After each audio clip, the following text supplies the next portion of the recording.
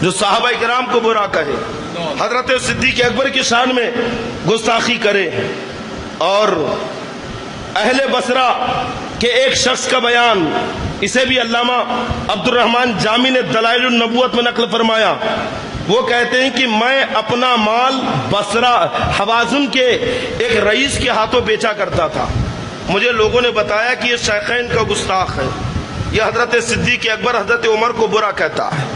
وہ کہتے ہیں کہ ایک مرتبہ جب میں مال تجارت بیچنے گیا تو اس نے میرے ہی سامنے دونوں صاحبوں کی بہت برائی کی، بہت بےہودہ الفاظ استعمال کیے۔ وہ کہتے ہیں کہ میں وہاں سے مغموم ہو کر، غم زدہ ہو کر اٹھ کر آیا اور بڑا بے چین تھا، بے قرار تھا کہ دیکھو کیسا صحابہ کو برا کہہ رہا ہے، کیسا حضرت صدیق اکبر حضرت عمر کی شان میں گستاخی کر رہا ہے۔ وہ کہتے ہیں کہ اسی غم میں میری آنکھ لگ گئی، کیا دیکھتا ہوں کہ آقا کریم صلی اللہ علیہ وسلم خواب میں تشریف لائے اور کہتے ہیں کہ تو کیوں مغموم ہے، کیوں غمزدہ ہے؟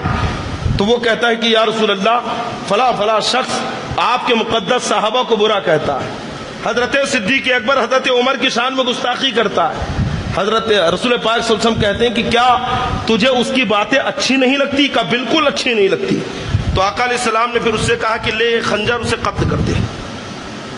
وہ کہتے ہیں کہ وہ سامنے لیٹا ہوا ہے، مجھ سے میرے مصطفیٰ کہہ رہے ہیں کہ لے قتل کر دے۔ تو وہ خنجر لے کے اس کے گردن پہ سینے کے اوپر بیٹھ گیا اور پھر کہتا ہے کہ یا رسول اللہ کیا قتل کر دوں؟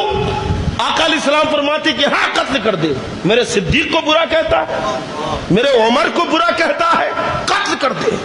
پھر تیسری مرتبہ پوچھا یا رسول اللہ کیا قتل کر دوں؟ تو آقا علیہ السلام نے کہا کہ ہاں قتل کر دے۔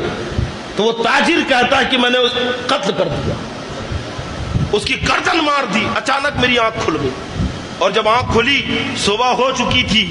وہ کہتے ہیں کہ جب میں اس کے گھر کے قریب گیا تو کیا دیکھتا ہوں کہ لوگوں کا مجمع ہے، اس کے گھر والے رو رہے ہیں۔ میں نے پوچھا کہ بھائی بات کیا ہے، کیا ہوا؟ تو لوگوں نے بتایا کہ کل رات کسی نے اس کے بستر میں اس کو قتل کر دیا۔ یعنی جو ان کی شان میں گستاخی کرے، حضرت صدیق اکبر کو برا کہے، تو دیکھو خود آقا علیہ الصلوۃ والسلام اسے سزا دے رہے ہیں، اس کی سزا یہ ہے۔ تو اب کوئی سنی مسلمان ایسے بدبختوں کے ساتھ دوستانہ کرے، ان کے ساتھ میں اٹھے بیٹھے معاذ اللہ، تو یہ روا ہوگا؟ کیا آقا علیہ السلام ہم سے راضی ہوں گے؟